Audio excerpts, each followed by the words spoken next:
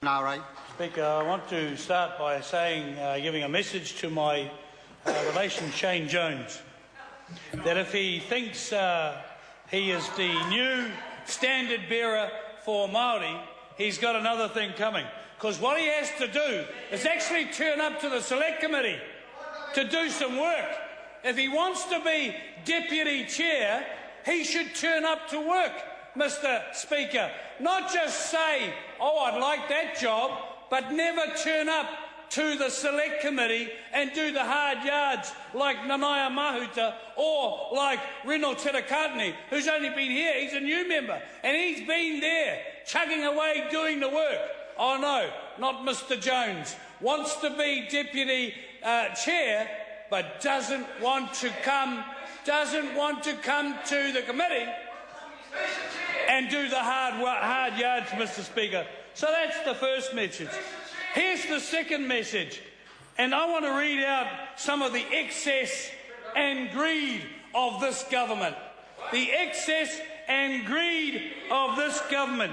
Economic growth is the highest in 5 years, almost the same as Australia and higher than almost every other developed country. Yep, if that's excess and greed, Mr. Speaker, we'll take that.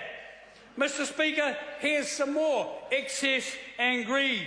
Wages growing, cost of living increases have been modest, and interest rates, well, while they're not at the lowest for 50 years, they're the lowest in 48 years, Mr. Speaker.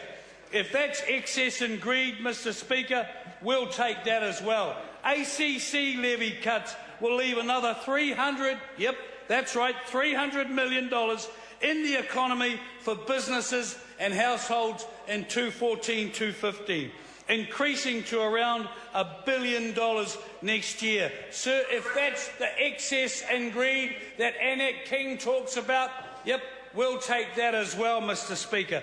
The allocation of $1.5 billion of proceeds from the successful Mighty River Power Share offer in Christchurch, sir, will actually put money into Christchurch hospitals, irrigation infrastructure, the upgrading of schools, and also, sir, the Kiwi Rail turnaround plan.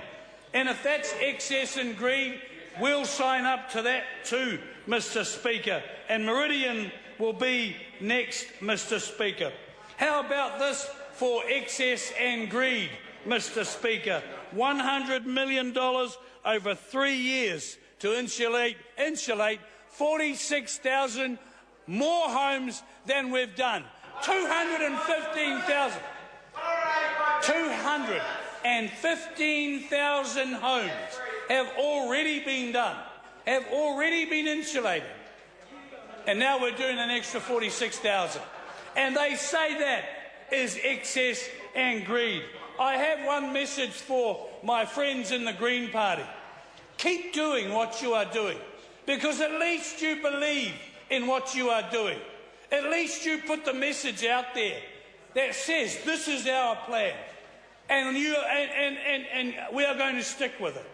So congratulations to the Green Party. Shame on the Labour Party, because you want to hear what the Labour Party say about their mates in the Green Party around the closed doors, around behind the bike shed, Mr. Speaker. It's not nice. It's not nice. If you thought, for an instance, that it was poor form for Annette King to talk about excess and greed, just imagine what the Labour Party is saying about the likes of that honourable member over there, Kennedy Graham. That is outrageous, Mr. Speaker. But here's the other outrageous thing. We've seen the so-called comeback of New Zealand First. Not really in the polls. It hasn't shown up in the polls yet. But what are they doing? They've got nowhere else to go. So what do they do?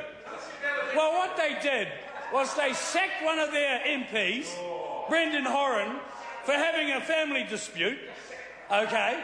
But they wouldn't sack the man who got up and talked about Wagistan. They actually said, oh no, you can stay. Because, boy, have we got a policy for you.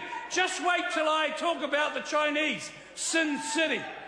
That's what oh, no, it's not here I go. It's here Winston goes. It's here Winston goes. It's rolling out. I'm just waiting for his ostentatious housing speech to be coming online next week. That's right. And they should be ashamed of themselves, Mr. Speaker. This is the so-called former Foreign Affairs Minister talking about... Oh, he's not a Foreign Affairs Minister. He's not a former. Oh, OK. He's not... Now they're trying to tell us...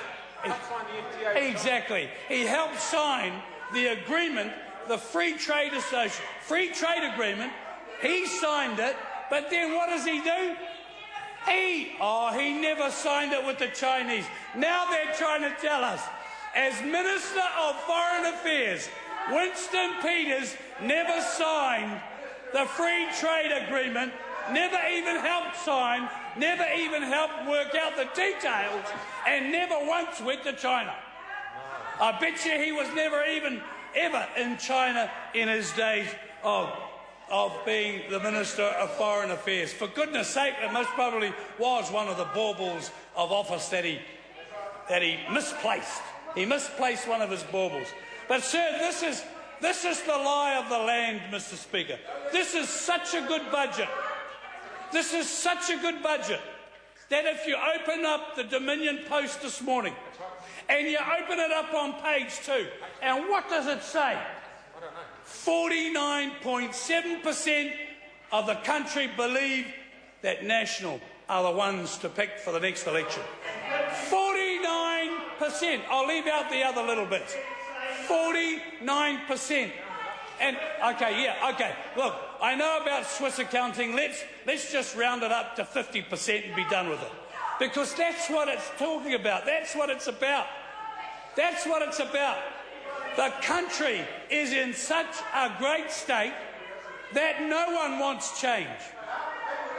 No one wants a new government. Well, at least, no, I shouldn't say that. My friend Rajan Prasad looks at me in an incredulous way, and I say to him, I accept that. Not everybody wants change. Not everybody wants change. And in fact, 49% of the people actually quite like the fact that National is in government. Quite like the fact that National is in government. And here's how many people that would have voted for New Zealand First if there was an election yesterday. 2. Mr. Speaker, you can't have a party. I mean, at least Labor got 30% of the poll, and that's good. And that is good. And that is good. And he asked the question, what about Modi Pacific? Mr. Speaker, well, that just morphed into the National Party. Mr. Speaker, I'm glad that I'm a member of this party. I'm glad that we've got this country back on the road, sir. I'm glad that in the next 3 years it will still be a national government. And I shouldn't have missed the opportunity to welcome back Mr. Clark, sir, from his overseas holiday, Mr. Speaker. It's good to see people back at work. It's good to see people not in the trough of the public purse. It's good to see people at work, hard at work. And so I just want to say welcome back from being over in America for about 6 months. Now, the next call is a split call. There'll be a warning about it 4 minutes. Dr. Kennedy Graham. Thank you, Mr. Speaker. Budget 2013